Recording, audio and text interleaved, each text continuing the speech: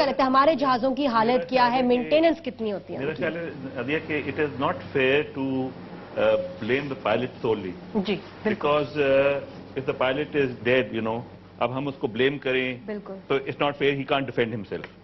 But you see, there are a lot of climatic, weather condition, atmospheric conditions, جیسے وہ بتا رہے تھے کہ wind shear ہوتا ہے. اس میں ایک اور phenomena ہوتا ہے جس کو کہتے ہیں micro burst. Sudden air اوپر سے throw ہوتی ہے, جو کہ hot air rise ہو رہی ہوتی ہے, اور وہ sudden cloud burst ہوتا ہے. اور وہ مائکرو برسٹ جو ہوتا ہے وہ جہاز کو اتنی تیزی سے نیچے پھینکتا ہے کہ اٹ کین کریش. اور it has not only happened here in this aircraft, it has happened in America also. کئی جگہ پہ یہ پہلے بھی ہوا ہے ایسے یہ فنومنا. لیکن سر جب ہم آرٹیکلز پڑھتے ہیں ہر جگہ جو لکھ رہے ہیں ایکسپرٹس, کرٹکس, وہ اگری نہیں کرتے اس بات سے. وہ کہتے ہیں کہ جی 40 سال پرانا پلین جو اپنے آورز پورے کر چکا تھا اور جس کی مینٹیننس بھی صحیح نہیں ہوتی, اس کو ہم بھیجتے ہیں اتنے لوگوں کے ساتھ کہ جی چلو جی فلائی کرو. جو ہے نا جی سرٹیفکیشن کی یا ایئر ورتھینس کی آف دا ایئر کرافٹ, وہ تو ہماری رسپانسبلٹی ہے سول ایویشن کی. سول ایویشن کی رسپانسبلٹی کو ہم بیچارے پائلٹ کے اوپر نہیں ڈال سکتے جو مر چکے. بالکل. تو میں یہی جاننا چاہتی ہوں کہ ہمارے ایئر کرافٹس کا کیا کنڈیشن ہے. بہت اور میں اگر آپ جو بات کرنا چاہتی تھی جن لوگوں سے, وہ شو پہ آنا نہیں چاہتے. میں چاہتی تھی سے بھی لوگ آئیں, بھی آئیں, سے بھی آئیں, ایسے ایویشن اداروں سے بھی آئیں, لیکن یہ لوگ بات نہیں کرنا چاہتے. اگر کیوں نہیں بات کرنا چاہتے, ہم اس لیے ڈسکشن نہیں کر سکتے نا. تو اس میں ایک اور بات سامنے آ رہی ہے, whether every aircraft is equipped with weather radar. Weather radar وہ ڈیوائس ہے جو کہ 100 ناٹیکل مائل سے آپ کا ویدر ریڈ کر لیتا ہے. If there is a C B cloud, وہ اس کو ریڈ کرتا ہے وہاں سے اور پائلٹ کو وارن کرتا ہے. اب یہ چیز سامنے کی اس کی جو بلیک باکس کی رپورٹ سے وہاں سامنے آئے گی, ویدر واز سروسیبل اور ناٹ. یہ چیز بہت بڑا لیکن نہیں سر, آپ کو لگ نہیں رہا کہ جیسے یہ پائلٹس کو ہی مطلب سیف اس کا اسکیپ یہی ہے کہ جی پائلٹ کے اوپر بلیم کر دو, اس نے اپنے آپ کو ڈیفینڈ نہیں کرنا, ایئر لائن دھل جاتی ہے اس سے. کیونکہ دیکھیں یہ سب پائلٹس کو اب یونائٹ ہو کے اس کے بارے میں کچھ کرنا پڑے گا. بیکاز دین آپ جب چلے گئے, آپ کی فیملی کے اوپر ایک داغ لگ جاتا ہے. اس آدمی کی وجہ سے 200 لوگ مرے تھے, اس آدمی کی وجہ سے اتنی جانیں گئی تھیں, پوری خاندان کے اوپر یہ ایک داغ لگ جائے گا. So why don't you take action? Pilots کیوں نہیں ایکشن لیتے اس بات پہ کہ کیوں آپ لوگ ایسے, اور انویسٹیگیشن کہاں ہے, بتائیں, پروف کریں, بلیک باکس بتائیں اس میں کیا تھا. نادیہ میں دیکھیں, ایکسیڈنٹ جہازوں کے جو ہوتے ہیں کیونکہ وہ آئی تھنک میڈیا کو بہت اٹریکٹ کرتے ہیں, کیونکہ it's something which is you know they are splashed all over, more people, یعنی زیادہ لوگ سڑکوں پہ مرتے ہیں.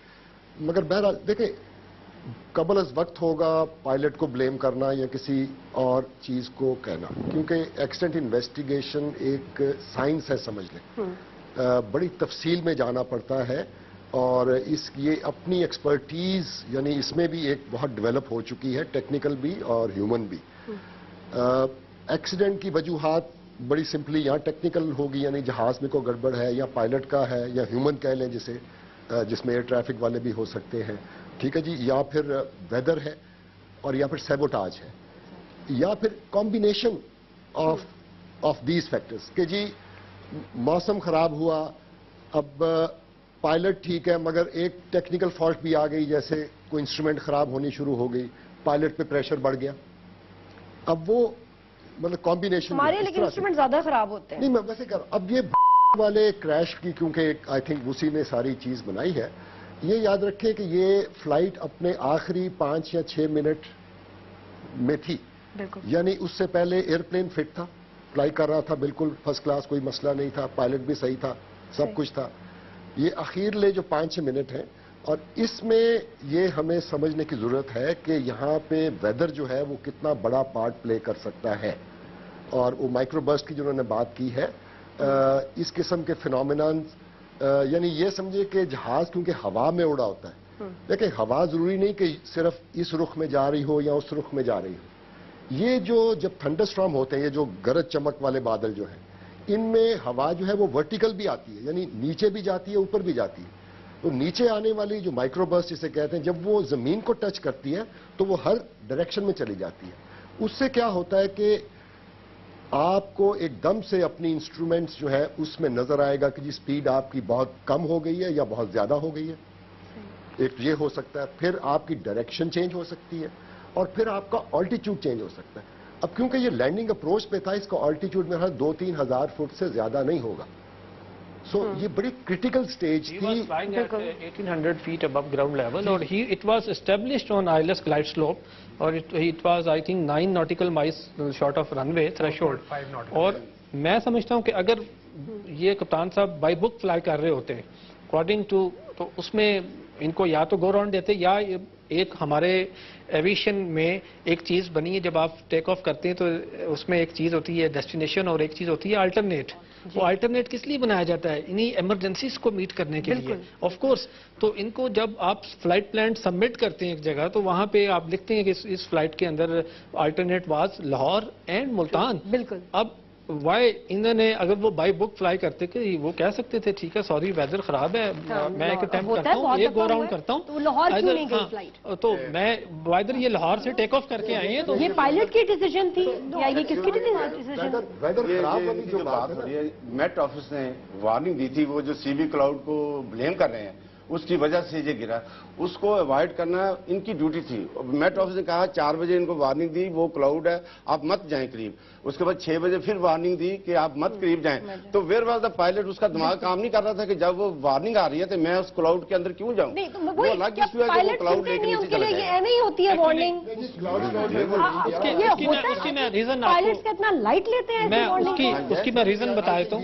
Why they have not getting off track.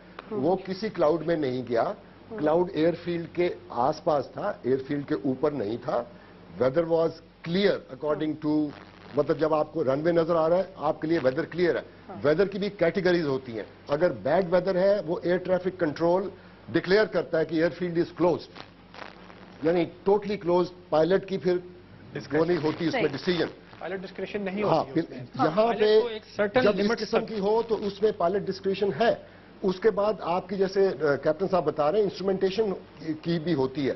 کچھ ایئر فیلڈز کے اوپر انسٹرومنٹس ہوتی ہیں جو آپ کو آٹومیٹک لینڈنگ کرا سکتی ہیں. یہ جو ونڈ شیئر کی بات ہو رہی ہے یہاں پہ کسی ایئر فیلڈ پہ یہ نہیں ہے، مگر امریکہ میں دوسرے ملکوں میں لو لیول ونڈ شیئر انسٹرومنٹیشن ہے باقاعدہ لگی ہوئی جو وارن کرتی ہے کہ جی یہاں پہ ونڈ شیئر ہے.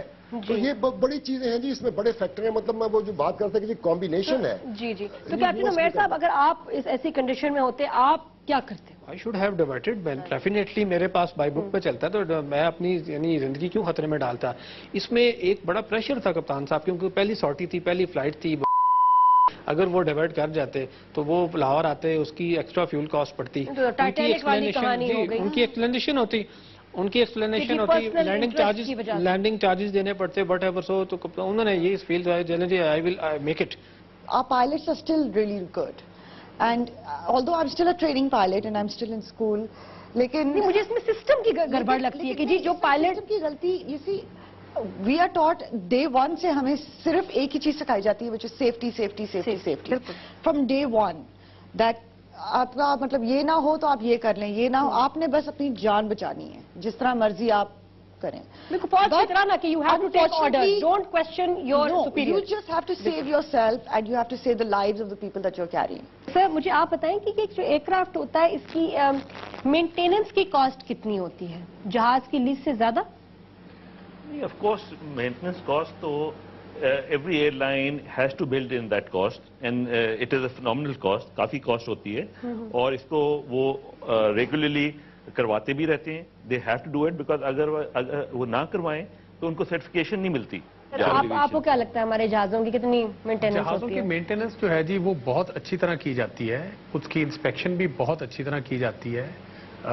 مجھے ایئر لائنس کا تو ایکسپیرینس نہیں ہے بٹ میں اپنے فلائنگ کلب کا بتا سکتا ہوں کہ ہمارے فلائنگ کلب میں جو ہمارے انجینئرز ہیں اور جو سارے مینٹیننس سٹاف ہے وہ بہت ویجیلنٹ ہے اور ہمیں بہت سول ایویشن کی طرف سے بھی ہمیں کڑی نظر رکھی جاتی ہے ہمارے پہ.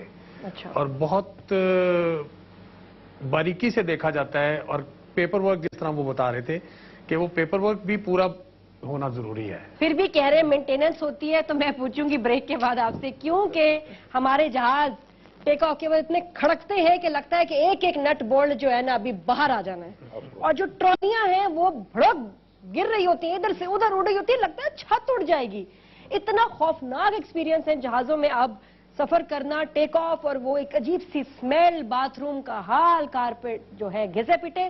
ایک سیٹ تو ہماری سہیلی بیٹھی تھی کہتی رسی سے باندھا ہوا تھا اس کو کہ اڑ نہ جائے.